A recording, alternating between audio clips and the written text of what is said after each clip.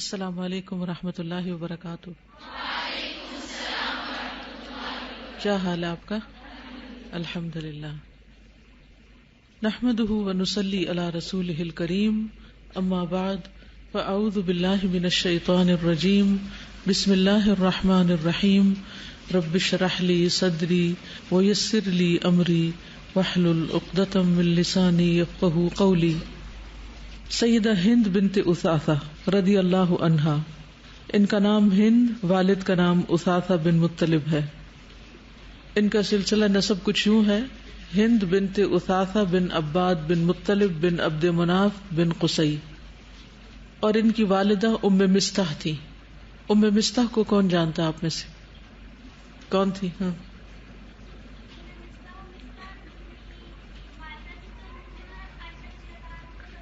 شاباش، very good, بالکل صحیح بتایا آپ نے.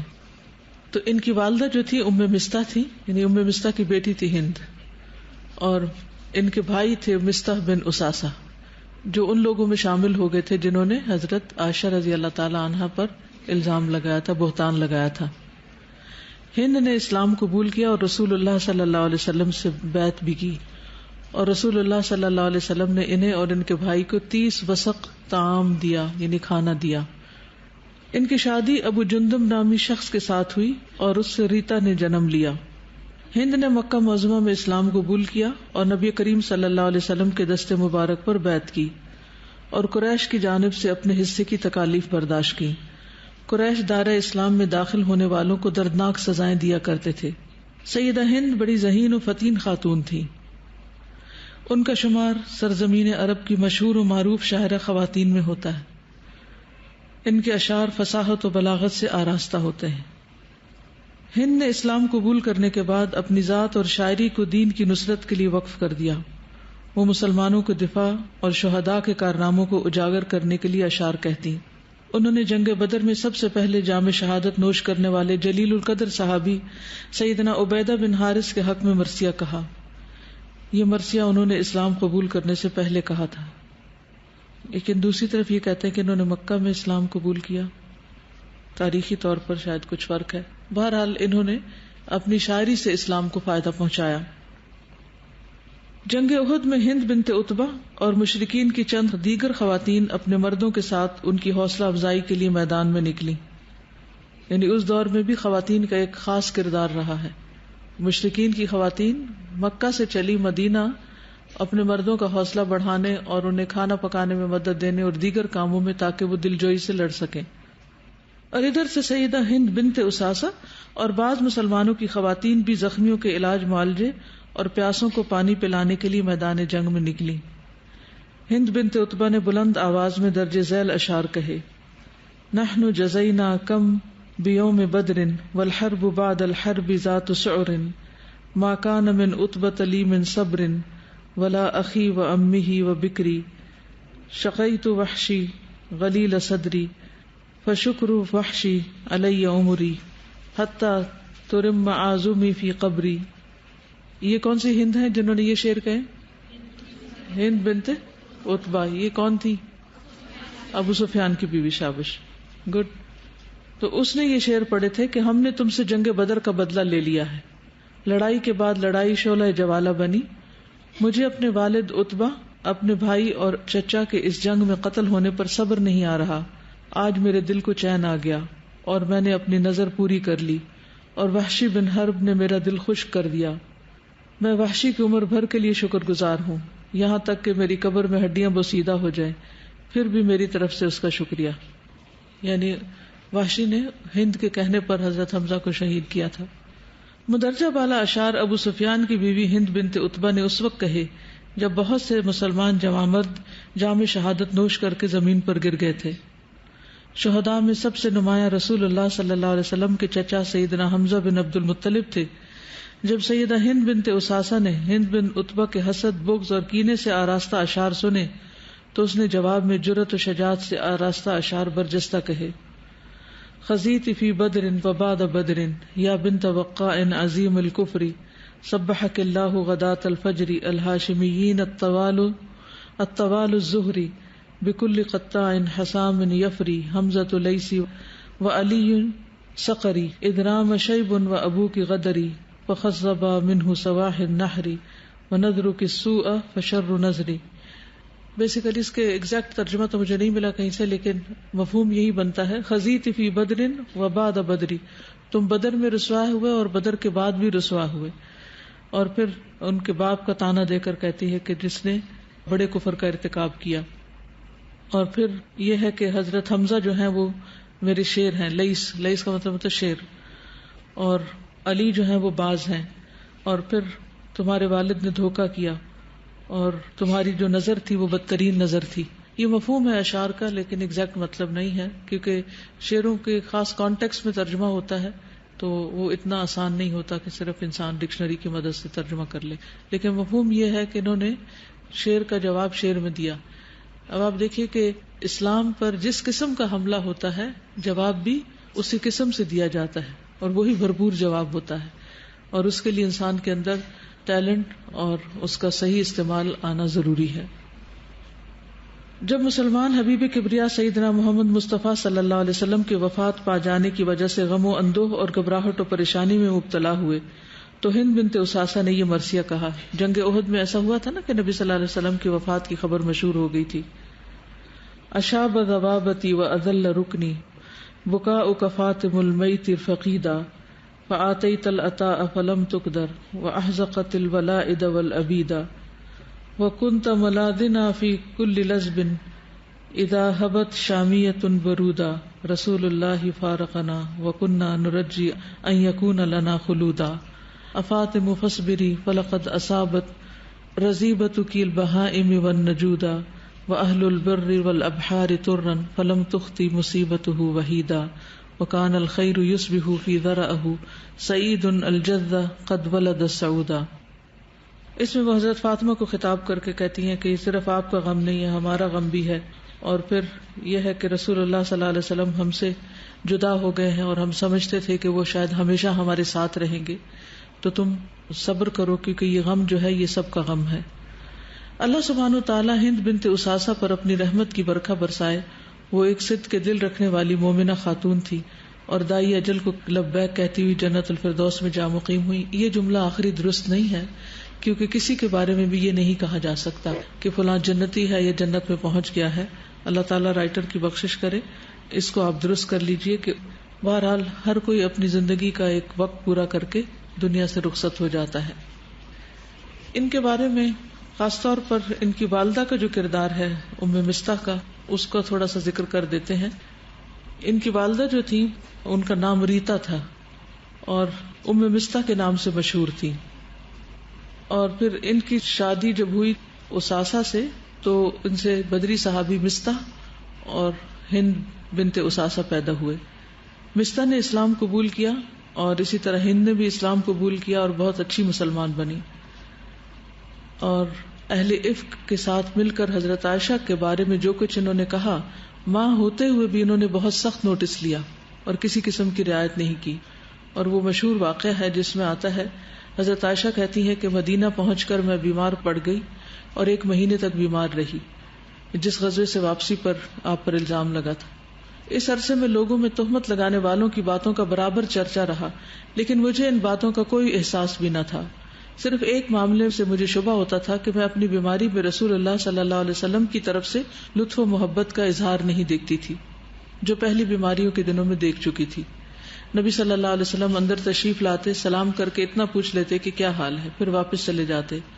تو مجھے نبی صلی اللہ علیہ وسلم کے اس طرز عمل سے کچھ شبہ ہوتا تھا کہ دال میں کچھ کالا ہے، آپ شاید ناراض ہیں کسی بات پر، اس لیے آپ تھوڑے سی بے رخی برت رہے ہیں. لیکن مجھے اس خبر کا کچھ بھی اندازہ نہیں تھا، اس شر کا کچھ بھی احساس نہیں تھا جو ان کے بارے میں پھیلی ہوئی تھی. کیا انہیں صفوان بن معطل کے ساتھ منسوب کر دیا گیا تھا. ایک دن جب بیماری سے کچھ افاقہ ہوا، کمزوری باقی تھی، میں باہر نکلی، میرے ساتھ ام مستح بھی تھی. ہم مناسے کی طرف گئے. قضائے حاجت کے لیے ہم وہیں جایا کرتے تھے کیونکہ گھروں میں ٹوائلٹ نہیں بنے ہوئے ہوتے تھے اور وہ رات ہی کو نکلتے تھے. اس وقت تک قدیم عرب کے دستور کے مطابق قضائے حاجت یعنی اپنی ضرورت پوری کرنے کے لیے لوگ آبادی سے دور جاتے تھے. ابھی بھی گاؤں وغیرہ میں لوگ رات کے وقت نکلتے ہیں اپنی ضرورت پوری کرنے کے لیے اور آبادی سے باہر نکل جاتے ہیں کھیتوں وغیرہ کی طرف. مستہ ابو رحم بن عبد مناف کی بیٹی تھی اور ان کی والدہ بنت صخر بن عامر ابو بکر رضی اللہ تعالیٰ عنہ کی خالہ تھی. تو یہ کیا لگی حضرت ابو بکر کی خالہ کی بیٹی.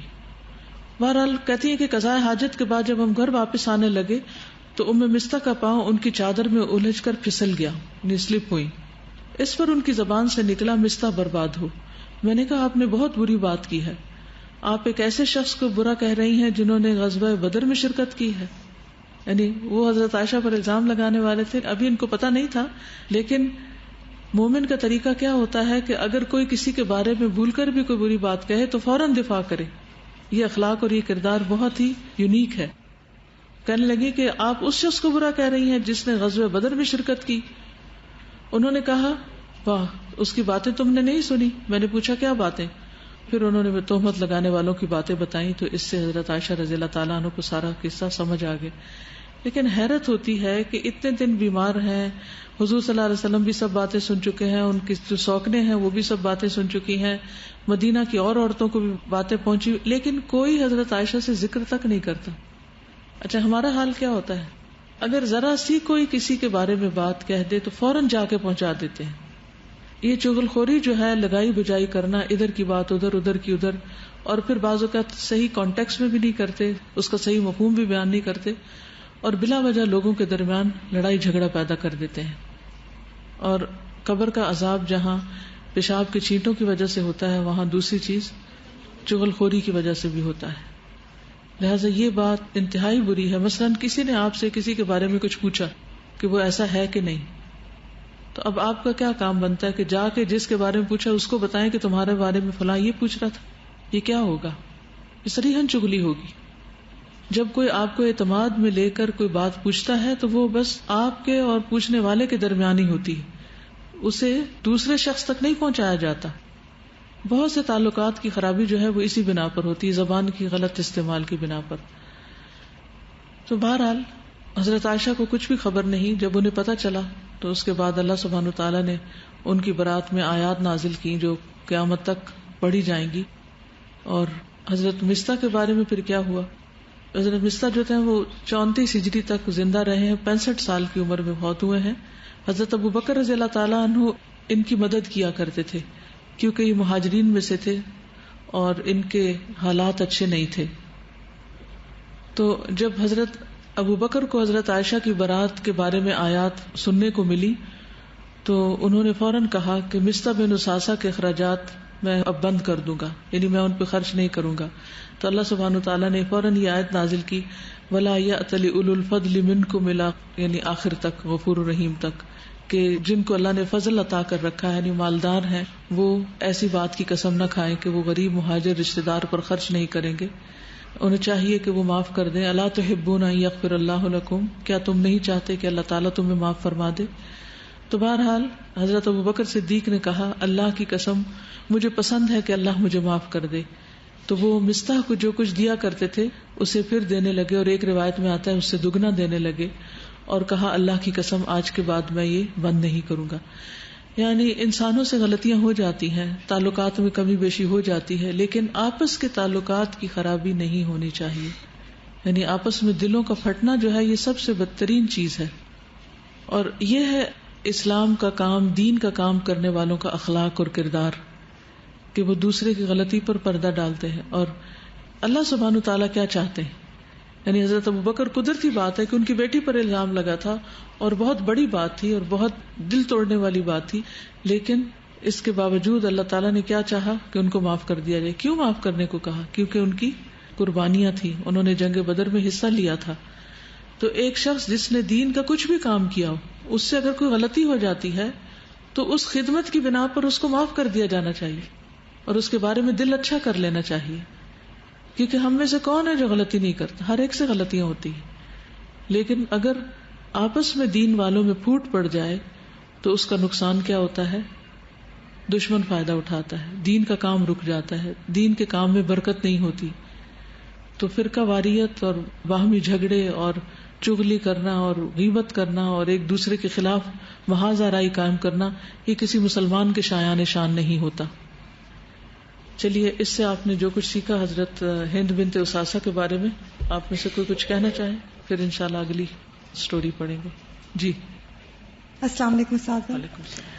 یہ میں نے دیکھا جب جنگ بدر میں انہوں نے اشعار کے اور ان کے جواب میں جو انہوں نے اشعار کے، انہیں غصہ نہیں آیا، انہوں نے یہ نہیں کیا کہ تلوار اٹھا کر ان سے لڑنا جھگڑنا شروع کر دے، بلکہ حضرت علی اور حضرت حمزہ رضی اللہ تعالیٰ عنہ کی صفات بیان کی. اور ہمارے اگر ناموسی رسالت کی بات ہوتی ہے تو ہم لوگ ایسے باہر نکل آتے ہیں، اپنے ہی ملک کی چیزوں کو نقصان پہنچانا، آگ لگانا.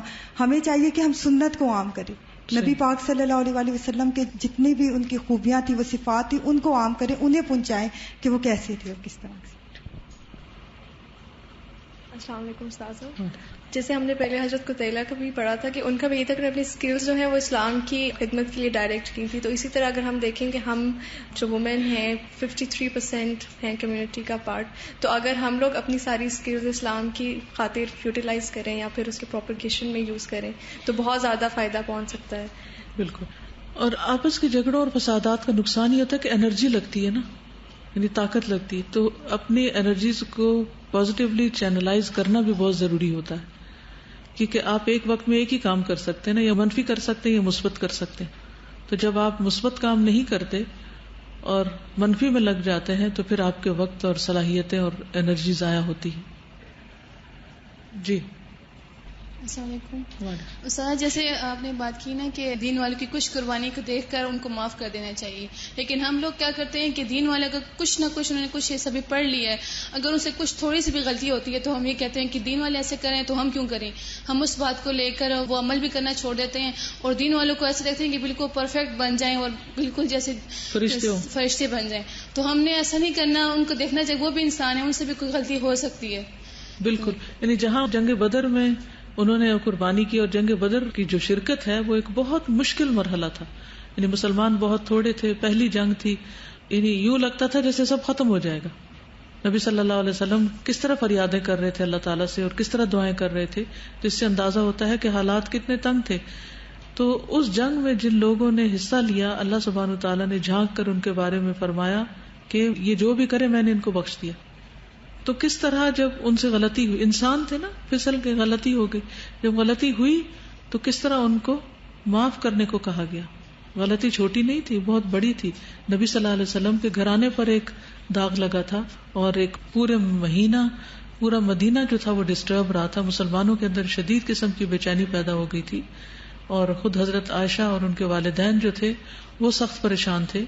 لیکن اینڈ اچھا ہو گیا اور سارے اپنی اپنی جگہ سیٹل ہو گئے. جی السلام علیکم. وعلیکم السلام. میں نے اس میں یہ سیکھا کہ زبان کا انسان کے ساتھ بہت بڑا تعلق ہے. اللہ نے یہ نعمت بولنے کے لیے تو دی ہے، لیکن اس سے انسان کا کردار بڑا واضح ہوتا ہے، چاہے اس کے پاس دین کا علم ہے یا نہیں ہے. جیسے آپ نے بتایا کہ جو بھی کوئی مومن ہوگا اخلاق اور کردار کے بارے میں جب کوئی اس کے ساتھ کوئی چگلی کرتا ہے وہ فوراً سے دوسرے کا دفاع کرتا ہے. تو مجھے تو یہ بھی ایک چیز اس میں فیل ہوئی ہے کہ جب ہم بات کر رہے ہوتے ہیں تو ہمیں یہ بھی پتا چلتا ہے کہ ہم مومن ہیں یا پھر ہم اپنے مومن ہونے سے نچلے درجے پہ جا رہے ہیں. تو زبان کا بھی اس میں مجھے ایک تھوڑا سا وہ پہلو نظر آیا. حفاظت کرنے کی ضرورت ہے. اصل میں زبان ہی انسان کو عزت دیتی ہے اور زبان ہی انسان کو ذلیل کر دیتی ہے. ایک شخص بڑے بڑے کام کرتا ہے لیکن اگر اس کی زبان اچھی نہیں، کوئی اس کی عزت نہیں کرتا، کوئی اس کی قدر نہیں کرتا، ساری نیکیوں کو بہا کے لے جاتی ہے.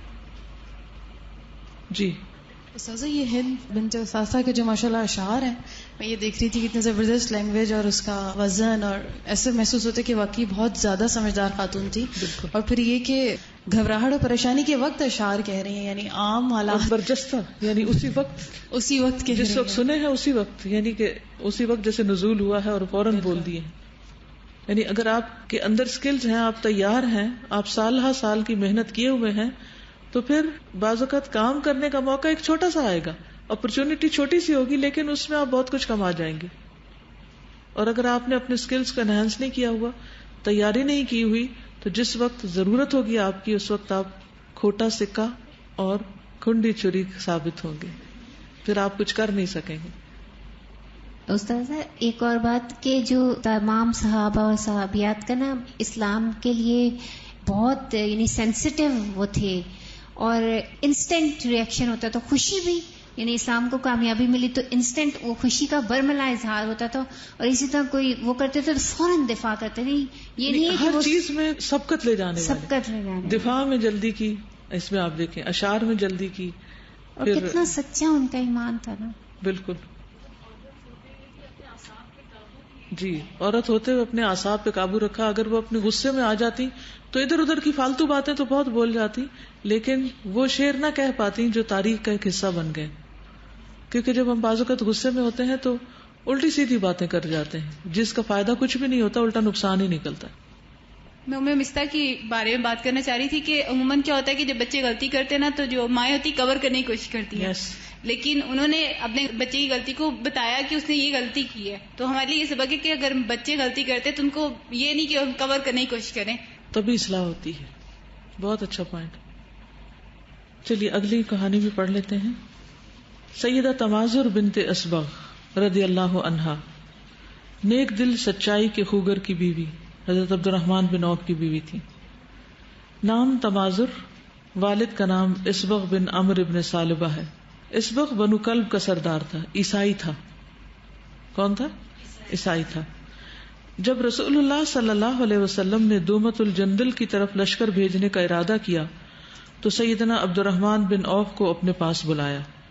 یہ ان صحابہ کرام میں سے تھے جنہیں جنت کی بشارت دی گئی تھی. رسول اللہ صلی اللہ علیہ وسلم نے ان کے سر مبارک پر اپنے مبارک ہاتھوں سے پگڑی باندھی اور پگڑی کے ایک حصے کو ان کے کندھوں پر لٹکا دیا اور انہیں بنو کلیب کی طرف روانہ ہونے کا حکم دیا اور اس بات کی اجازت دی کہ اگر اللہ تعالیٰ نے فتح عطا کر دی تو بنو کلیب کے بادشاہ کی بیٹی تمازر کے ساتھ شادی کر لینا. سیدنا عبد الرحمن بن عوف رضی اللہ عنہ رسول اللہ صلی اللہ علیہ وسلم کا حکم پا کر دومت الجندل کی طرف روانہ ہوئے. لیکن عبد الرحمن بن عوف کون ہیں؟ ان میں کون سی خوبی تھی جس کی بنا پر رسول اللہ صلی اللہ علیہ وسلم نے انہیں لشکر اسلام کا سالار اعلیٰ بنایا؟ اس نیک دل شخص کے بارے میں عروہ بن مغیرہ اور حمزہ بن مغیرہ بیان کرتے ہیں کہ ہم دونوں نے سیدنا مغیرہ بن شعبہ کو یہ فرماتے ہوئے سنا، رسول اللہ صلی اللہ علیہ وسلم تشریف لائے اور میں بھی آپ کے ساتھ تھا. ہم نے دیکھا کہ لوگ فجر کی نماز ادا کر رہے ہیں اور عبد الرحمن بن عوف امامت کے فرائض سر انجام دے رہے ہیں. رسول اللہ صلی اللہ علیہ وسلم کی تشریف آوری سے پہلے سیدنا عبد الرحمن بن عوف پہلی رکعت پڑھا چکے ہیں. پھر رسول اللہ صلی اللہ علیہ وسلم تشریف لے آئے اور دوسری رکعت میں آپ سیدنا عبد الرحمن بن عوف کے پیچھے لوگوں کے ساتھ نیت باندھ کر نماز میں شامل ہو گئے. جب عبد الرحمن بن عوف نے سلام پھیرا تو رسول اللہ صلی اللہ علیہ وسلم بقیہ نماز پوری کرنے کے لیے کھڑے ہوئے. آپ کو دیکھ کر لوگ گھبرا گئے اور انہوں نے کثرت سے تسبیحات کہنا شروع کر دی. جب رسول اللہ صلی اللہ علیہ وسلم نے اپنی نماز پوری کر لی تو لوگوں سے فرمایا، تم نے ٹھیک کیا، تم نے اچھا کیا. پھر رسول اللہ صلی اللہ علیہ وسلم نے فرمایا، ما قبض نبی حتی یصلی خلف رجل صالح من امتہ، کسی نبی کو اس وقت تک موت نہیں آتی جب تک کہ اس نے اپنی امت کے صالح آدمی کے پیچھے نماز ادا نہ کر لی ہو. تو اس طرح ان کو امت کا صالح انسان ہونے کا شرف حاصل ہے. دارمی میں حمزہ بن مغیرہ سے روایت ہے، اس نے اپنے باپ سے بیان کیا، وہ فرماتے ہیں کہ جب ہم قوم تک پہنچے تو وہ نماز کے لیے کھڑے ہو چکے تھے. انہیں عبد الرحمن بن عوف نماز پڑھا رہے تھے. انہوں نے انہیں ایک رکعت نماز پڑھا دی. جب انہوں نے نبی کریم صلی اللہ علیہ وسلم کی تشریف آوری کو محسوس کیا تو وہ پیچھے ہٹنے لگے. رسول اللہ صلی اللہ علیہ وسلم نے انہیں ہاتھ سے اشارہ کیا تو انہوں نے نماز پڑھائی. جب سلام پھیرا تو نبی کریم صلی اللہ علیہ وسلم کھڑے ہوئے اور میں بھی کھڑا ہوا. ہم نے وہ رکعت پوری کی جو ہم سے رہ گئی تھی. یہ کتنا بڑا شرف ہے جو سیدنا عبد الرحمن بن عوف نے خلق عظیم کے پیکر رسول اللہ صلی اللہ علیہ وسلم سے حاصل کیا. ترمذی میں رسول اللہ صلی اللہ علیہ وسلم کا ایک فرمان مذکور ہے جس میں سیدنا عبد الرحمن بن عوف کی تعریف کی گئی ہے. ترمذی نے ابو سلمہ سے اور اس نے سیدہ عائشہ صدیقہ سے بیان کیا ہے. فرماتی ہیں کہ رسول اللہ صلی اللہ علیہ وسلم ازواج مطہرات سے یہ فرمایا کرتے تھے، ان امرکن مما یہمنی بعدی وکن یصبر علیکن الا الصابرون، میرے بعد تمہارا معاملہ مجھے اہم محسوس ہوتا ہے لیکن صبر سے آراستہ میرے صحابہ تمہارا خیال رکھیں گے. یعنی آپ صلی اللہ علیہ وسلم جا رہے تھے اور ازواج کے لیے کچھ بھی نہیں چھوڑا تھا، کیونکہ انبیاء کا ورثہ درہم و دینار نہیں ہوتے بلکہ علم ہوتا ہے. تو آپ کو اپنی ازواج کی فکر ہوتی تھی لیکن اس کے ساتھ ساتھ توکل بھی تھا کہ امت کے جو بہترین افراد ہیں وہ میری ازواج کا خود ہی خیال رکھیں گے. سیدہ ام سلمہ فرماتی ہیں کہ میں نے رسول اللہ صلی اللہ علیہ وسلم سے سنا، آپ نے اپنی ازواج مطہرات سے فرمایا، بلا شبہ جو شخص میرے بعد تمہارا خیال رکھے گا وہ سچائی کا خوگر نیک دل ہوگا، الہی عبد الرحمن بن عوف کو جنت کے سلسبیل چشمے سے پانی پلانا۔ ابو سلمہ سے روایت ہے کہ عبد الرحمن بن عوف نے اپنے باغ کے بارے میں وصیت کی کہ اسے بیچ کر اس کی قیمت امہات المومنین کو دے دی جائے۔ وہ باغ 40,000 درہم کا فروخت ہوا اور وہ ساری رقم امہات المومنین میں تقسیم کر دی گئی، یعنی ان کی ضروریات پوری کرنے کے لیے۔ جب سیدنا عبد الرحمن بن عوف لشکر اسلام کی قیادت کرتے ہوئے دومت الجندل پہنچے تو آپ نے اس کے باشندوں کے سامنے اسلام کی دعوت پیش کی۔ انہوں نے بخوشی اسلام کو قبول کر لیا۔ جس نے اسلام قبول کرنے سے انکار کیا اس سے جزیہ وصول کیا گیا۔ بنو کلب قبیلے کے بادشاہ کی بیٹی نے بھی اسلام قبول کر لیا، یعنی تمازر نے۔ سیدنا عبد الرحمن بن عوف نے اس کے باپ اسبغ بن عمر سے بیٹی کا رشتہ مانگا جو اس نے منظور کر لیا اور اپنی بیٹی کی شادی سیدنا عبد الرحمن بن عوف کے ساتھ کر دی۔ شادی کے بعد ان کے ہاں بیٹا پیدا ہوا جس کا نام ابو سلمہ بن عبد الرحمن رکھا گیا۔ یہ حدیث کے راوی بھی ہیں۔ انفاق فی سبیل اللہ میں معاون بیوی، یہ انوکھا اور نرالا خاوند جس کے ساتھ سیدہ تمازر رشتہ ازدواج میں منسلک ہوئی، وہ ہے جو اپنا مال و دولت قریش کے پاس چھوڑ کر مدینہ منورہ پہنچ گیا۔ مکہ میں بھی بہت امیر تھے، جب ہجرت کی تو سب کچھ وہیں چھوڑ دیا تاکہ رسول اللہ صلی اللہ علیہ وسلم کا قرب حاصل ہو سکے۔ انہوں نے اپنے مال و دولت سے زیادہ رسول اللہ صلی اللہ علیہ وسلم کے قرب کو ترجیح دی۔ جب ان کے دینی بھائی سیدنا سعد بن ربیع نے اپنا نصف مال ان کے سپرد کرنا چاہا تو انہوں نے یہ مال لینے سے انکار کر دیا اور خود تجارت کی غرض سے منڈی چلے گئے۔ وہاں انہوں نے تجارت کا پیشہ اپنایا اور حلال کمائی سے وافر مقدار میں مال جمع کیا۔ یہ بڑے کامیاب تاجر تھے۔ اللہ تعالیٰ نے تجارت میں خوب نفع عطا کیا۔ سیدنا عبد الرحمن بن عوف نے ایک دفعہ اپنا نصف مال اللہ کی راہ میں صدقہ کر دیا۔ ایک دفعہ 40,000 دینار، دینار کس کا ہوتا ہے؟ سونے کا۔ 40,000 دینار صدقے میں دیے۔ ایک دفعہ 500 گھوڑے اور 500 اونٹ اللہ کی راہ میں دیے۔ ان صدقات کے باوجود وہ اللہ سبحانہ تعالیٰ سے بہت زیادہ ڈرتے تھے، کیونکہ ان کے پیش نظر ہر دم اللہ سبحانہ تعالیٰ کا یہ فرمان رہتا تھا، وَإِذْ تَأَذَّنَ رَبُّكُمْ لَئِن شَكَرْتُمْ لَأَزِيدَنَّكُمْ وَلَئِن كَفَرْتُمْ إِنَّ عَذَابِي لَشَدِيدٌ۔ اور یاد کرو جب تمہارے رب نے خبردار کر دیا تھا اگر شکر گزار بنو گے تو میں تمہیں اور زیادہ نوازوں گا، اور اگر کفران نعمت کرو گے تو میری سزا بہت سخت ہے۔ سچائی کے خوگر نیک دل سیدنا عبد الرحمن بن عوف سے اللہ اور اس کے رسول راضی ہو گئے۔ یہ خوش نصیبی حاصل ہو جانے کے بعد انسان کو اور کیا چاہیے؟ اللہ تعالیٰ عبد الرحمن بن عوف، ان کی بیوی تمازر، ان کے بیٹے ابو سلمہ پر اپنی رحمت کی برکھا برسائے اور انہیں وافر مقدار میں جزائے خیر سے نوازے، آمین یا رب العالمین۔ بیسیکلی حضرت تمازر کا تو یہاں زیادہ کردار نہیں بتایا گیا، یہ پتہ چلتا ہے کہ سردار کی بیٹی تھی، خود مسلمان ہوئی اور پھر ایک نیک شخص کی زوجیت میں آئی۔ اس سے کیا پتہ چلتا ہے؟ کہ ان کے اندر خیر تھی۔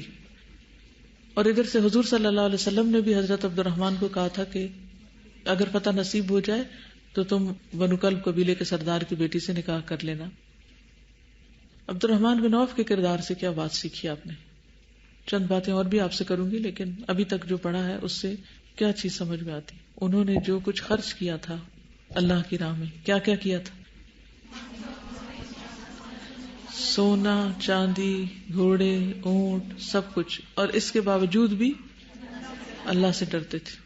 اور ہمارا حال یہ ہے کہ کچھ نہ کر کے بھی بے فکر ہیں کہ اللہ غفور الرحیم ہے۔ یا ہم تھوڑی سی بھی کوئی قربانی کر لیتے ہیں تو اپنے آپ کو بڑی چیز سمجھنے لگتے ہیں، فخر کرنے لگتے ہیں، ہم اپنے آپ کو دوسروں سے بہتر سمجھنے لگتے ہیں۔ جی بولی۔ اس میں لکھا ہوا کہ مکہ میں بھی تھے تو اپنا سارا مال چھوڑ گئے تھے، تو آگے جا کے جب مشکل آئی تو اس میں بدگمان نہیں ہوئے اللہ تعالیٰ سے کہ تو پہلے ہی میں نے دین کے لیے اتنا کچھ کر دیا، اب مجھے یہ مل رہا ہے، یہ ریوارڈ، بلکہ اللہ تعالیٰ کا اتنا خوف تھا کہ اس میں بھی پازیٹیو رہے، اتنے پازیٹیو تھنکنگ تھے کہ آگے بھی اللہ کے دین کو سرو کیا اپنی دولت سے اور مال سے۔ ان کے بارے میں آتا ہے جب یہ مدینہ میں آئے تو نبی صلی اللہ علیہ وسلم نے ان کو سعد بن ربیع کا بھائی بنایا تھا، انصاری تھے وہ، اور ان کے باغ بھی تھے اور ان کی 2 بیویاں تھیں۔ تو انہوں نے کہا تھا کہ آپ ان میں سے جس کو پسند کریں میں اس کو طلاق دوں گا اور آپ اس سے شادی کر لیں، اور اپنے مال و دولت میں بھی شریک کرنا چاہا۔ لیکن حضرت عبد الرحمن بن عوف نے کیا کہا کہ بارک اللہ فی مالکم و اہلکم دلونی علی السوق، مجھے بازار کا راستہ بتاؤ کہ میں تجارت کرنا جانتا ہوں، یعنی مجھے کام آتا ہے، میں کام کروں گا. اور جب تجارت کرنا شروع کی تو پھر کیا ہوا؟ کہتے ہیں کہ میں مٹی میں بھی ہاتھ ڈالتا تھا تو وہ سونا بن جاتی تھی. اسی لیے ان کے پاس 500 اونٹ جمع ہو گئے اور 500 گھوڑے. ایک گھوڑے کی بھی کتنی قیمت ہوتی ہے. تو مال کا ہونا برا نہیں، اصل بات یہ ہے کہ انسان اس مال کو خرچ کہاں کرتا ہے. اس سے اپنی دنیا اور آخرت بنا سکتا ہے اور اس سے بربادی بھی مول لے سکتا ہے اگر وہ اسراف کرتا ہے، کیونکہ ان اللہ لا يحب المسرفین، اللہ تعالیٰ اسراف کرنے والوں سے محبت نہیں کرتا.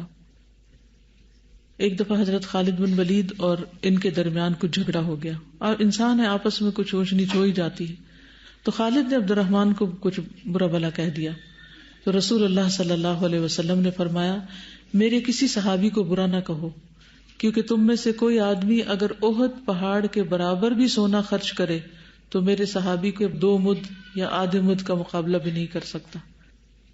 یعنی اگر کوئی احد جو ہے نا میسو پہاڑ ہے، مدینہ کا دور سے نظر آتا ہے، بلند پہاڑ ہے، کوئی ڈھکے چھپی چیز نہیں، اور کئی میل پہ پھیلا ہوا ہے.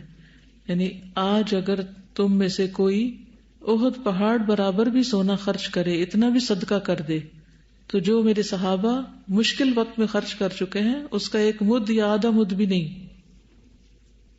پھر ان کا اخلاق و کردار یہ تھا کہ بہت وعدے کے پابند تھے. عبد الرحمن بن عوف کہتے ہیں کہ میں نے امیہ بن خلف سے یہ معاہدہ لکھوایا کہ وہ مکہ میں میرے بال بچوں اور سامان کی حفاظت کرے اور میں مدینہ میں اس کے سامان کی حفاظت کروں. جب میں نے اپنا نام لکھتے وقت رحمان کا ذکر کیا تو اس نے کہا، میں رحمان کو کیا جانوں، تم اپنا وہی نام لکھواؤ جو زمانہ جاہلیت میں تھا. چنانچہ میں نے عبد عمر لکھوایا، یعنی حضرت عبد الرحمن بن عوف کا پہلا نام کیا تھا؟ عبد عمر. بدر کی لڑائی کے موقع پر میں ایک پہاڑ کی طرف گیا تاکہ لوگوں سے آنکھ بچا کر اس کی حفاظت کر سکوں، کیونکہ معاہدہ ہو چکا تھا. لیکن بلال رضی اللہ عنہ نے دیکھ لیا اور فوراً ہی انصار کی ایک مجلس میں آئے. انہوں نے مجلس والوں سے کہا کہ دیکھو امیہ بن خلف ادھر موجود ہے، اگر امیہ بچ نکلا تو میری ناکامی ہوگی. چنانچہ ان کے ساتھ انصار کی ایک جماعت ہمارے پیچھے ہو لی. جب مجھے خوف ہوا کہ اب یہ لوگ ہمیں آ پکڑیں گے تو میں نے اس کے لڑکے کو آگے کر دیا تاکہ اس کے ساتھ آنے والی جماعت مشغول رہے، لیکن لوگوں نے اسے قتل کر دیا اور پھر بھی وہ ہماری طرف بڑھنے لگے. امیہ کا بہت بھاری جسم تھا. آخر جب جماعت انصار نے ہمیں آ پکڑا تو میں نے اس سے کہا کہ زمین پہ لیٹ جاؤ. جب وہ زمین پہ لیٹ گیا تو میں نے اپنا جسم اس کے اوپر ڈال دیا. معاہدے کی پابندی آپ دیکھیں کیسے ہو رہی. صحابہ قتل کرنے کے لیے کھڑے ہیں اور یہ اس عہد کی وجہ سے اس کو بچا رہے ہیں تاکہ لوگوں کو روک سکوں. لیکن لوگوں نے میرے جسم کے نیچے سے اس کے جسم پر تلوار کی ضربیں لگائی اور اسے قتل کر کے ہی چھوڑا. ایک صحابی نے اپنی تلوار سے میرے پاؤں کو بھی زخمی کر دیا. عبد الرحمن بن عوف اس کا نشان اپنے قدم کے اوپر ہمیں دکھایا کرتے تھے. یہ جو عہد کی پابندی ہے اور امانت میں خیانت نہ کرنا ہے اور سچ بولنا ہے، یہ ایسی خوبیاں تھیں ان لوگوں کے اندر کہ جس کی وجہ سے اللہ سبحانہ وتعالیٰ نے ان کو اپنے دین کی خدمت کے لیے چنا تھا. یعنی اگر کسی کافر سے بھی معاہدہ ہو جائے، دشمن سے بھی ہو جائے، تو بھی اس کو پورا کرو. عام لوگوں میں یہ کوالٹی ہو ہی نہیں سکتی. بہت امیزنگ بات ہے یہ. دنیا کی نعمت سامنے آنے پر آخرت کی فکر سے رونا. عبد الرحمن بن عوف کے سامنے کھانا لایا گیا، وہ روزے سے تھے. اس وقت انہوں نے فرمایا کہ مصعب بن عمیر شہید کیے گئے، وہ مجھ سے بہتر تھے، لیکن ان کے کفن کے لیے صرف ایک چادر میسر آ سکی. اگر اس سے ان کا سر ڈھانکا جاتا تھا تو پاؤں کھل جاتے تھے، پاؤں ڈھانکے جاتے تھے تو سر کھل جاتا تھا. اور کہا حمزہ بھی اسی طرح شہید ہوئے، وہ بھی مجھ سے اچھے تھے. پھر ان کے بعد دنیا کی کشادگی ہمارے لیے خوب ہوئی، یا یہ کہ دنیا ہمیں بہت مل گئی. ہمیں تو اس کا ڈر لگتا ہے کہ کہیں ایسا نہ ہو کہ ہماری نیکیوں کا بدلہ اسی دنیا میں ہم کو مل گیا ہو. پھر وہ رونے لگے، یہاں تک کہ کھانا بھی چھوڑ دیا. اتنا زیادہ ان کے اندر خوف آخرت تھا کہ دنیا کی نعمتیں آنے پر آخرت کے بارے میں فکر کرنے لگتے تھے. ہم کتنی بار آخرت کو یاد کر کے روتے ہیں؟ ہم سب کو اپنے بارے میں سوچنا چاہیے. کیا دن میں 1 دفعہ یا زیادہ، ہفتے میں 1 دفعہ یا مہینے میں 1 دفعہ، یا کبھی بھی نہیں؟ کثرت مال کی وجہ سے ہلاکت کا خوف. ام سلمہ سے مروی ہے کہ ایک مرتبہ عبد الرحمن بن عوف ان کے پاس آئے، کہنے لگے اماں جان مجھے اندیشہ ہے کہ مال کی کثرت مجھے ہلاک نہ کر دے. یعنی امیر ہیں، مالدار ہیں، فخر نہیں ہے، کوئی غرور نہیں ہے، بلکہ ڈر لگتا رہتا ہے کہ کہیں امارت میری ہلاکت کا سبب نہ بنے. کیونکہ میں قریش میں سب سے زیادہ مالدار ہوں. انہوں نے جواب دیا اے میرے بیٹے خرچ کرو، کیونکہ میں نے رسول اللہ صلی اللہ علیہ وسلم کو یہ فرماتے ہوئے سنا ہے کہ میرے بعض ساتھی ایسے بھی ہوں گے کہ میری ان سے جدائی ہونے کے بعد وہ مجھے دوبارہ کبھی نہ دیکھ سکیں گے. عبد الرحمن بن عوف جب باہر نکلے تو راستے میں عمر رضی اللہ عنہ سے ملاقات ہوئی. انہوں نے عمر رضی اللہ عنہ کو یہ بات بتائی. عمر خود ام سلمہ کے پاس پہنچے اور گھر میں داخل ہو کر ان سے کہا اللہ کی قسم کھا کر بتائیے کیا میں بھی ان میں سے ہوں کہ جن کے بارے میں حضور صلی اللہ علیہ وسلم نے یہ بتایا تھا کہ میں دوبارہ ان سے کبھی نہیں ملوں گا؟ انہوں نے فرمایا نہیں، لیکن آپ کے بعد میں کسی سے یہ بات نہیں کہوں گی. یہ بھی کتنی خطرے کی بات ہے کہ ایک شخص نبی صلی اللہ علیہ وسلم کی صحبت میں ہوتے ہوئے بھی، یعنی اشارہ تو منافقین ہی کی طرف ہے، لیکن نبی صلی اللہ علیہ وسلم کی صحبت میں ہوتے ہوئے بھی اس کی بخشش نہیں ہو سکتی اگر اس کا دین خالص نہیں. تو صرف کسی گروپ میں ہونا، کسی جماعت میں ہونا، کسی خاص طرح کا لباس پہن لینا، حجاب اوڑھ لینا، یا کوئی ظاہری کچھ کام کر لینا، اس پر انسان کو کبھی مطمئن نہیں ہو جانا چاہیے کہ یہ کوششیں میری کافی ہیں، بلکہ مسلسل اپنا محاسبہ کرتے رہنا چاہیے اور اپنی اصلاح کی فکر کرتے رہنا چاہیے کہ کہیں ایسا نہ ہو کہ نیکیوں کے باوجود کوئی گناہ ایسے ہوں کہ جو ساری نیکیوں کو بہا لے جائیں. پھر اپنی اولاد کی فکر کرنا. عبداللہ بن عباس رضی اللہ عنہما کہتے ہیں کہ عمر بن خطاب رضی اللہ تعالی عنہ ابن عباس کو اپنے پاس بٹھاتے تھے. اس پر عبد الرحمن بن عوف نے حضرت عمر سے شکایت کی کہ ان کے جتنے تو ہمارے لڑکے بھی ہیں، یعنی ان کو بھی بٹھایا جائے، لیکن حضرت عمر نے جواب دیا کہ محض ان کے علم کی وجہ سے ہے. پھر حضرت عمر رضی اللہ تعالیٰ عنہ نے عبداللہ بن عباس سے اذا جاء نصر اللہ والفتح کے بارے میں پوچھا. انہوں نے جواب دیا یہ رسول اللہ صلی اللہ علیہ وسلم کی وفات تھی جس کی خبر اللہ نے آپ کو دی. حضرت عمر نے فرمایا جو تم نے سمجھا ہے میں بھی وہی سمجھتا ہوں. تو حضرت عمر جو تھے وہ اپنی مجلس میں قریب ان لوگوں کو بٹھاتے تھے جو علم میں دوسروں سے زیادہ تھے. اب حالانکہ مال میں یہ زیادہ تھے لیکن علم میں دوسرے صحابہ زیادہ تھے. تو ان کی شکایت کے باوجود انہوں نے صاف بتا دیا کہ قرب کی اصل وجہ کیا ہے. حضرت عمر کا اپنی جگہ امامت کے لیے ابن عوف کا ہاتھ پکڑنا.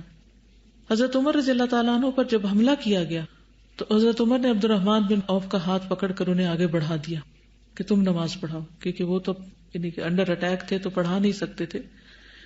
عمر بن میمون کہتے ہیں جو لوگ حضرت عمر کے قریب تھے انہوں نے بھی وہی صورتحال دیکھی جو میں دیکھ رہا تھا، لیکن جو لوگ مسجد کے کنارے پر تھے پچھلی صفوں میں تو انہیں کچھ معلوم نہ ہو سکا. چونکہ انہوں نے نماز میں حضرت عمر کی قرات نہیں سنی تھی تو سبحان اللہ کہتے رہے. آخر عبد الرحمن بن عوف نے لوگوں کو بہت ہلکی نماز پڑھائی. حضرت عثمان کو خلافت کے لیے منتخب کرنے والے بھی یہی تھے، عبد الرحمن بن عوف. حضرت عمر نے کیا کیا تھا؟ وفات سے پہلے 6 افراد کی کمیٹی بنا دی تھی. تو وہ سب جمع ہوئے تو حضرت عبد الرحمن بن عوف نے کہا تمہیں اپنا معاملہ اپنے میں ہی سے 3 آدمیوں کے سپرد کر دینا چاہیے. اس پر زبیر رضی اللہ عنہ نے کہا میں اپنا معاملہ حضرت علی کے سپرد کرتا ہوں. طلحہ رضی اللہ تعالیٰ عنہ نے کہا کہ میں اپنا معاملہ عثمان رضی اللہ عنہ کے سپرد کرتا ہوں. سعد بن ابی وقاص نے کہا کہ میں اپنا معاملہ عبد الرحمن بن عوف کے سپرد کرتا ہوں. 6 کی بجائے وہ کتنے رہ گئے؟ 3، کیونکہ جتنے کم لوگوں کے اتنا جلدی فیصلہ ہوگا. اس کے بعد عبد الرحمن بن عوف نے حضرت عثمان علی کو مخاطب کر کے کہا آپ دونوں حضرات میں سے جو بھی خلافت سے اپنی برات ظاہر کرے گا ہم اسی کو خلافت دیں گے، اور اللہ اس کا نگران اور نگہبان ہوگا، اور اسلام کے حقوق کی ذمہ داری اس پر لازم ہوگی. ہر شخص کو غور کرنا چاہیے کہ اس کے خیال میں کون افضل ہے. اس پر یہ دونوں حضرات خاموش ہو گئے. تو عبد الرحمن بن عوف نے کہا کیا آپ حضرات اس انتخاب کی ذمہ داری مجھ پہ ڈالتے ہیں، میں سلیکشن کروں؟ اللہ کی قسم میں آپ حضرات میں سے اسی کو منتخب کروں گا جو سب میں افضل ہوگا. ان دونوں نے کہا جی ہاں. اس پر متفق ہو گئے. اب 3 کے بھی 1 رہ گئے. پھر آپ نے دونوں میں سے ایک کا ہاتھ پکڑا اور فرمایا آپ کی قرابت رسول اللہ صلی اللہ علیہ وسلم سے ہے اور ابتداء میں اسلام لانے کا شرف بھی، جیسا کہ آپ کو خود ہی معلوم ہے. بس اللہ آپ کا نگران ہے. اگر میں آپ کو خلیفہ بنا دوں تو کیا عدل و انصاف سے کام لیں گے؟ اور اگر عثمان رضی اللہ تعالیٰ عنہ کو خلیفہ بنا دوں تو کیا ان کے احکام سنیں گے اور اطاعت کریں گے؟ اس کے بعد دوسرے صاحب کو تنہائی میں لے گئے اور ان سے بھی یہی کہا. جب ان سے وعدہ لے لیا تو فرمایا اے عثمان اپنا ہاتھ بڑھائیے. چنانچہ انہوں نے حضرت عثمان کی بیعت کی اور حضرت علی نے بھی ان سے بیعت کی. پھر اہل مدینہ آئے اور سب نے بیعت کر لی. کس طرح جھگڑے کو نپٹایا. اور اس میں آپ دیکھیے کہ صرف اپنی مرضی اور اپنا حکم نہیں سنا دیا. یہ جو کام بعد میں انہوں نے کیا یہ پہلے بھی کر سکتے تھے، لیکن پہلے کیا کیا؟ ذہن سازی کی، ان سے سوال کیے، ان کو سوچنے پہ مجبور کیا، اور اس کے بعد پھر اپنا فیصلہ بتایا، اور اس طرح معاملہ درست ہو گیا. یہ ہے بصیرت. ہمیں معاملات درست طریقے سے سلجھانے نہیں آتے. ہم بعض اوقات بہت ڈائریکٹ بات دوسرے کو کر دیتے ہیں جس کی وجہ سے عموماً دل ٹوٹ جاتے ہیں اور معاملات اور تعلقات باہم خراب ہو جاتے ہیں. تو اصل میں ان لوگوں کا مقصد کیا تھا؟ اصلاح. جب انسان کو دین سے محبت ہوتی اور دین کی ترقی اس کو مطلوب ہوتی ہے تو پھر کیا ہوتا ہے؟ پھر انسان اصلاح کی کوشش کرتا ہے، حالات کو درست رکھنے کی کوشش کرتا ہے اور اس کے لیے اللہ سے دعائیں بھی مانگتا ہے اور آگے بڑھتا ہے. لیکن جب انسان کی ذات آگے آ جاتی ہے اور دین پیچھے چلا جاتا ہے تو پھر اصلاح کی کوشش نہیں ہوتی، پھر یہ دیکھا جاتا ہے کہ ہمارا مفاد کس میں زیادہ ہے. کوئی کچھ کہنا چاہے گا اس سے پہلے کہ میں آگے بڑھوں؟ جی السلام علیکم. میں ان کا دیکھ رہی ہوں کہ ان کے اندر جو سچائی اور اخلاص ہے نا وہ بہت زیادہ ہے. جیسے کہ رسول اللہ صلی اللہ علیہ وسلم نے بھی فرمایا تھا کہ میری بات تمہارا اپنی ازواج سے کہ وہی خیال رکھے گا جو سچائی کا خوگر اور نیک دل ہوگا. تو رسول اللہ صلی اللہ علیہ وسلم کے سامنے تو ظاہر ہے سب کام کرتے ہی تھے، لیکن جو ان کی وفات کے بعد ان کی ازواج کا خیال رکھنا ہے، یعنی یہ ایک ایسا کام ہے کہ جس میں ٹوٹل اخلاص صرف اللہ تعالیٰ سے، کیونکہ وہ نبی صلی اللہ علیہ وسلم کو دکھانے کے لیے نہیں کرتے تھے. اور اسی طرح یہ جو آپ نے واقعہ سنایا ان کی چوز کیا انہوں نے خلیفہ کا، تو وہ بھی یہی شو کرتا ہے ان کو اپنی ذات اور وہ چیز کا بالکل کوئی غرض نہیں تھی کہ مجھے بنا دیا جائے، یا یعنی بالکل اخلاص کے ساتھ انہوں نے سارا معاملہ نپٹایا. ایک اندازہ ہوگا.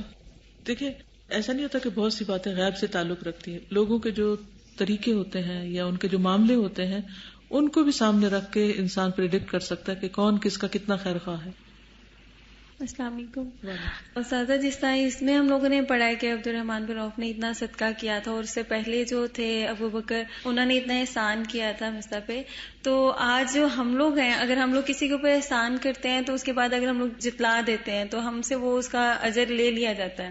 اس کے بعد اگر ہم توبہ کر لیتے ہیں تو کیا وہ اجر ہمیں واپس کر دیا جائے گا؟ اللہ سے اچھی امید رکھنی چاہیے. نہیں کل بھی ہم لوگوں نے وہ پڑھا تھا.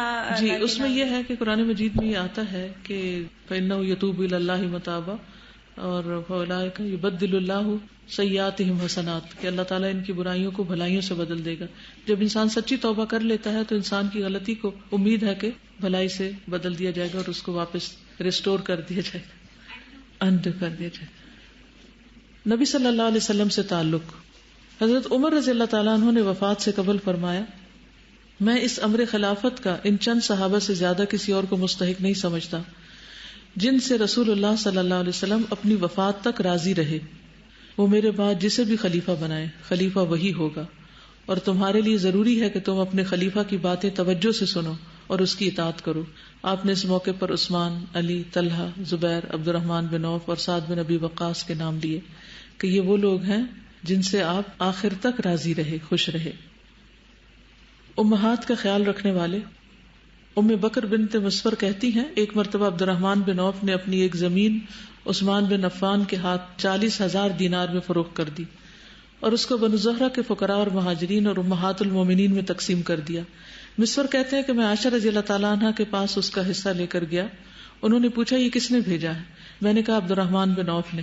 انہوں نے کہا میں نے نبی صلی اللہ علیہ وسلم کو یہ فرماتے ہوئے سنا کہ میرے بعد تم پر مہربانی کرنے والے وہی لوگ ہوں گے جو صابرین ہیں. سقى اللہ عبد الرحمن بن عوف من سلسبیل الجنہ. اللہ عبد الرحمن بن عوف کو جنت کی سلسبیل سے سیراب کرے.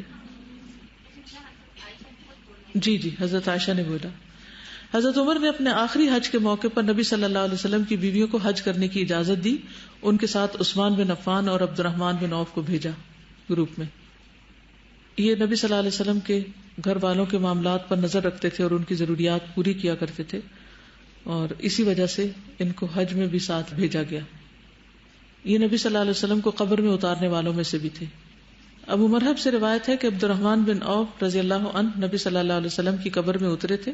ابو مرحب کہتے ہیں مجھے ایسا لگ رہا ہے گویا میں ان چاروں علی، فضل بن عباس، اسامہ اور عبد الرحمن بن عوف کو دیکھ رہا ہوں. یعنی وہ نبی صلی اللہ علیہ وسلم کو قبر میں اتارنے کے لیے اترے تھے. حدیث کو روایت کرنے میں بھی بہت انہوں نے احتیاط برتی. صاحب کہتے ہیں کہ میں طلحہ بن عبید اللہ، سعد، مقداد بن اسد اور عبد الرحمن بن عوف کی صحبت میں بیٹھا ہوں، لیکن میں نے کسی کو رسول اللہ صلی اللہ علیہ وسلم کی حدیث بیان کرتے نہیں سنا. البتہ طلحہ رضی اللہ عنہ سے سنا کہ وہ احد کی جنگ کے متعلق واقعات بیان کرتے تھے. یعنی انہیں بہت سی چیزیں معلوم بھی تھیں لیکن اس کے باوجود ڈرتے تھے کہ کہیں کوئی کمی بیشی نہ ہو جائے. لیکن جب ضرورت پڑتی تھی تو پھر روایت بھی کرتے تھے. عمر بن خطاب رضی اللہ تعالیٰ عنہ شام کے لیے نکلے، یہاں تک کہ جب مقام سرغ میں پہنچے تو ان سے لشکر کے عمراء یعنی ابو عبیدہ بن جراح اور ان کے ساتھی ملے اور بیان کیا کہ ملک شام میں وبا پھیلی ہوئی. کون سی وبا تھی؟ طاعون، شاوش. راوی کا بیان ہے کہ عبد الرحمن بن عوف آئے اور وہ کسی ضرورت کی وجہ سے اس وقت موجود نہ تھے. انہوں نے کہا اس کے متعلق میرے پاس علم ہے، میں نے رسول اللہ صلی اللہ علیہ وسلم کو فرماتے ہوئے سنا، جب تم کسی جگہ کے بارے میں سنو کہ وہاں وبا پھیل گئی ہے تو وہاں نہ جاؤ، اور جب کسی جگہ وبا پھیل جائے اور تم وہاں موجود ہو تو وہاں سے فرار نہ ہو. راوی کا بیان ہے کہ حضرت عمر نے اللہ کا شکر ادا کیا، پھر وہاں سے واپس ہوئے. تو کنہوں نے یہ مسئلہ حل کیا؟ عبد الرحمن بن عوف نے. حالت مرض میں بھی حدیث بیان کی انہوں نے. عبداللہ بن قارث کہتے ہیں کہ ایک مرتبہ عبد الرحمن بن عوف کی عیادت کے لیے ان کے ہاں گئے کہ وہ بیمار ہو گئے تھے. عبد الرحمن بن عوف نے ان سے فرمایا کہ تمہیں قرابت داری نے جوڑا ہے. نبی صلی اللہ علیہ وسلم نے فرمایا، اللہ تعالیٰ فرماتے ہیں میں رحمان ہوں، میں نے رحم کو پیدا کیا اور اسے اپنے نام سے نکالا ہے، جو اسے جوڑے گا میں اسے جوڑوں گا، جو اسے توڑے گا میں اسے توڑوں گا. تو یہ حدیث انہوں نے بیماری کی حالت میں ان کو سنائی جو عیادت کے لیے آئے تھے. ان کا ایک بیٹا تھا ابو سلمہ جو تمازر سے تھا اور انہوں نے بہت سی احادیث روایت کی ہیں. اب آپ کچھ کہنا چاہیں تو جی. السلام علیکم. وعلیکم السلام. سازا ابھی آپ نے بصیرت کی بات کی حضرت ابو رحمان بن عوف رضی اللہ تعالیٰ عنہ میں، تو ابھی آپ نے بتایا کہ انہوں نے حدیث روایت کرنے میں بہت احتیاط سے کام کیا، لیکن جب ان کے پاس کوئی عیادت کے لیے آئے تب بھی انہوں نے کیسے بصیرت کے ساتھ، اور کیا ان کو صلہ رحمی اور جوڑنے والی حدیث جو ہے وہ اس وقت پہ روایت کی کہ جو بھی ان کے پاس عیادت کے لیے آئے تھے اس ٹائم پہ، تو یعنی ضرورت کے ساتھ اپنے علم کو جو ہے اس کے مطابق انہوں نے آگے بتایا. السلام علیکم استاذہ. اس میں جو ایک حدیث تھی، کسی نبی کو اس وقت تک موت نہیں آتی جب تک کہ اس نے اپنی امت کے صالح آدمی کے پیچھے نماز ادا نہ کر لی ہو. اس کا کوئی اور بھی ہے ریفرنس، لائک کسی اور نبی کے ساتھ بھی؟ نہیں، ایسا کچھ پتہ نہیں چلتا، لیکن نبی صلی اللہ علیہ وسلم نے اگر یہ بات فرمائی ہے تو پھر ایسا ہی ہوا ہوگا. لیکن کسی روایت سے یہ نہیں پتا چلتا کہ حضرت موسیٰ نے کس کے پیچھے پڑی تھی یا حضرت عیسیٰ نے کس کے پیچھے پڑی تھی. جنرل بات بتا دی گئی تو پھر ایسا ہی ہوگا.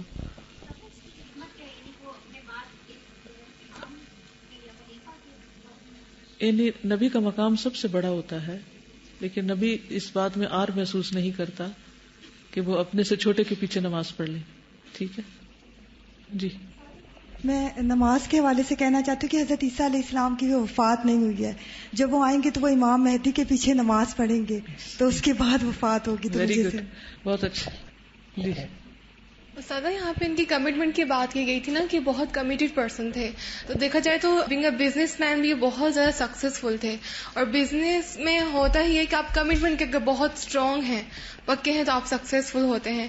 اور کمٹمنٹ میں وہی لوگ اسٹرانگ ہوتے ہیں نا جو بہت ٹروتھ فل ہوتے ہیں. ٹھیک ہے جی.